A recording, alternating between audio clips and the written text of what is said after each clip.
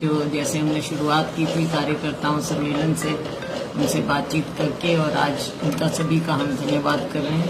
ये पहला चरण है, इसके बाद हम दौरे भी शुरू करेंगे और जगह जगह जाना होगा। धन्यवाद करना स्वाभाविक है, लोगों का जो इतना प्यार, इतना समर्थन मिला, इतना सहयोग मिला, जिसके कारण रिकॉर्ड मतों से हम जीते हैं, और सबका मैं धन्यवाद करती हूँ। मीडिया का भी धन्यवाद करती हूँ, लोगों का, कार्यकर्ताओं, सबका मैं धन्यवाद करती हूँ। और आने वाले समय में चाहे कोई समस्याएं होंगी, कुछ भी होगा, उन सबको हम सभी मिल बैठकर समझकर उनका हल निकालने का प्रयास करें। बहन जी, लोकसभा चुनाव के बाद हरियाणा में एक बैठक हुई सांसदों की, 5 कांग्रेस 5 सीटें हैं, लेकिन 4 ही थे, आप नहीं थे वहाँ पर। हाँ, मैंने क्या मतलब नेगेटिव मैसेज मैं नहीं पहुँच पाई। हरियाणा में नेगेटिव मैसेज है, नेगेटिव हो पॉजिटिव हो, मैं नहीं पहुँच। बहन जी, मैसेज चल रहा है किरण चौधरी को लेकर कि वो बीजेपी में जा रहे हैं।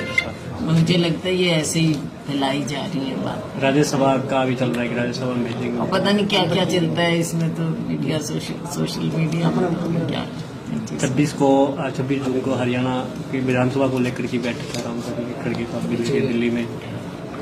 किस तरह की रणनीति रहेगी आने वाले विधानसभा चुनाव में? लोकसभा में नहीं, अभी पहले तो हमारा लोकसभा है भाई, हमारा ध्यान तो लोकसभा पे पहले है। 26 जून को हरियाणा विधानसभा को लेकर बैठक होनी है। वो ठीक है, वो तो होगी, वो तो पार्टी की बात है, वो भी होगी, उस सारी बातों का होगा विश्लेषण भी किया जाएगा पार्टी के अंदर, सभी चीजों को, सभी बातों पे आपस में डिस्कशन होगा। फिलहाल अभी 24 तारीख से लोकसभा का सत्र शुरू हो रहा है, उसमें पहले शपथ होती है सबकी, स्पीकर का होता है, और दूसरी बिजनेस होगी, राष्ट्रपति का अभिभाषण होगा, ये होगा। इसके बाद जुलाई में बजट सेशन भी होगा, लेकिन फौरन बाद अक्टूबर में विधानसभा का चुनाव है, उसके लिए हमको तैयारी करनी है। तो जहां अपने 9 हल्के तो देखने ही हैं, इसके अलावा भी आप जानते हैं, पहले मैं अम्बाला से सांसद रही, हिसार मेरा गृह है, और इसके अलावा पूरा हरियाणा मेरा गृह है। तो सब जगह पार्टी को मजबूत करने के लिए हमको मेहनत करनी है, काम करना है, ताकि आगे सरकार बने। किरण जी ने ये भी कहा था कि सबसे लायक अगर कोई मुख्यमंत्री बनने के तो वो शैलजा जी है। ये उनका अपना ओपिनियन है, मैं उनका धन्यवाद करती हूँ। एक सवाल है इलाहाबाद को लेकर भी, आपके सामने 3 धुरंधर है बेनीवाल, तो टिकट बंटवारे में किस तरह से? टिकट बंटवारा जब होगा, देखो अपना अपना दावा सभी पेश करते हैं और करना चाहिए, लेकिन उस समय जो फैसला होगा, नीचे जमीन से भी रिपोर्ट ली जाएंगी, पार्टी देखेगी, कई पहलू देखते हुए उस समय फैसला होगा। लोकसभा में जिस प्रकार जनता ने उलटफेर किया है, तो इसका विधानसभा पर कितना असर पड़ेगा? किस चीज का जो उलटफेर हुआ है, जो भाजपा पिछली बार 10 सीटें थी, इस बार कुछ नहीं, ये तो प्रोपगंडा रहा इनका, भाजपा का 400, 370, इनको भी शायद कहीं ना कहीं मालूम होगा कि क्या होने जा रहा है। आखिर में तो बिल्कुल बौखला गए थे ये, चाहे माननीय प्रधानमंत्री जी हों, चाहे इनके दूसरे नेता हों, तरह तरह की बातें सामने आने लगी, तो इनको शायद आईना नजर आने लगा है। लेकिन ये भी सच्चाई है कि दूसरे तीसरे चरण के बाद फर्क नजर आने लग गया था।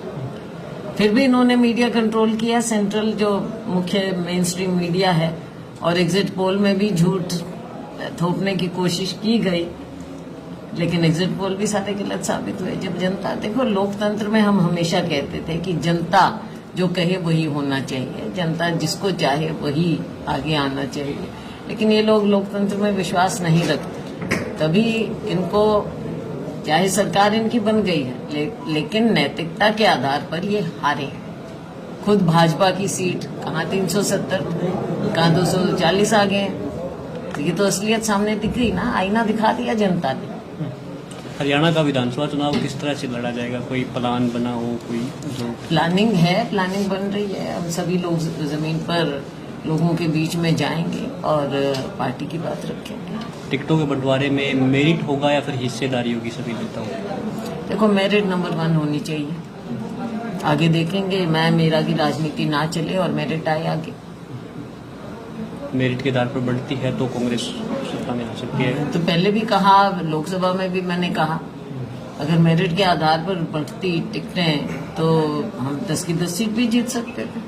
तो रहा, भिवानी की मैंने बात की आपसे, इवन हिसार में अगर आप हम दे देते चंद्रमोहन जी को तो लाखों में जीतते, अभी भी जीते हैं आप, मतलब अच्छी बात है।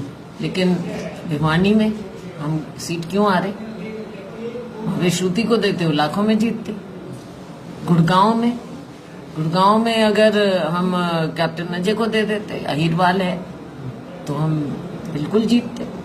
करनाल में तो ऐसे लगता है कि आपने दे ही दी सीट सीएम और पूर्व सीएम की, तो सीट ऐसे लगता है कि जैसे हमने पहले ही कंसीड कर दी।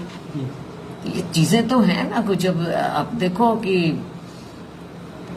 सोनीपत में, अब अम्बाला में मैं तो हारी थी पिछली बार, हारी थी, बहुत ज्यादा से हारी थी, हम सभी हारे थे लाखों में। लेकिन अब की बार हम अम्बाला जिता के लाए हैं, अच्छे बहुमत से जिता के लाए हैं। सोनीपत तो आप मुश्किल से 20-22 हजार से जीते हो, क्यों?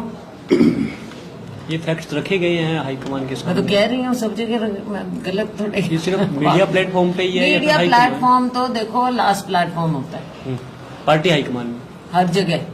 जो सच्चाई है वो सच्चाई है। क्या लगता है गौर किया जाएगा इस पे? उम्मीद क्या है? देखो ये तो सबको गौर करना पड़ेगा, हमको भी सबको गौर करना पड़ेगा। आगे हमको सरकार बनानी है तो इन बातों पे ध्यान देना पड़ेगा। एक बेंजिकल जींद में रैली है भाजपा की, उसमें अधिकारियों पर ये नोटिस दिया है कि अगर रैली में उपस्थित नहीं हुए कर्मचारी अधिकारी तो उन पर कार्रवाई होगी। देखो जनता ने तो आना नहीं, अधिकारियों पे दबाव दिया जा रहा है, फिर भी आप हाल देख लेना इनकी रैली, सो कॉल्ड रैली होती है, लेकिन रैली में आता कौन है? इनके हरियाणा में खाली पड़े रहते हैं। हरियाणा में कार्य दिवस पर समाधान शिविर लग रही है दफ्तरों में, 2 घंटे सुबह सुबह 9 से 11 बजे तक। ऐसा है, भाजपा को 10 साल दिए थे, अब जो 10 साल में कर ही नहीं पाए, कुछ दिखा ही नहीं पाए, और ये नतीजों से भी आपको दिख रहा है। अब आखिर में टू लिटिल टू लेट क्या दिखाना चाह रहे हैं, क्या करना चाह रहे हैं? ना इनकी प्रशासन पे पकड़, ना इनके पास कोई सोच, विजन, नीति कुछ तो हो, कुछ भी तो नहीं था। लोगों को फंसा के रख दिया, कहीं फैमिली आईडी, कहीं प्रॉपर्टी आईडी, किसान सड़क पे बैठे हैं, लोग बिजली पानी को हाहाकार मची हुई है, सब जगह बुरे हाल। जमाल के लोग अभी हमारे को मिले थे। अब 50,000 भर्तियां का भी कह रहे हैं और प्लाट भी 100 गज के देने का बोल। ये 100 गज के प्लॉट तो सोनिया जी आई थी, उन्होंने शुरुआत की थी हमारे समय में। 10 साल इन्होंने क्यों रोक के रखा? क्या गरीब को जरूरत नहीं थी? 50 बार तो पंजीकरण करवा लिए इन्होंने, अब फिर पंजीकरण पे आ रहे हैं। कब तक पंजीकरण कराओगे? देने की भी तो बात करो। 10 साल में क्यों नहीं दे पाए?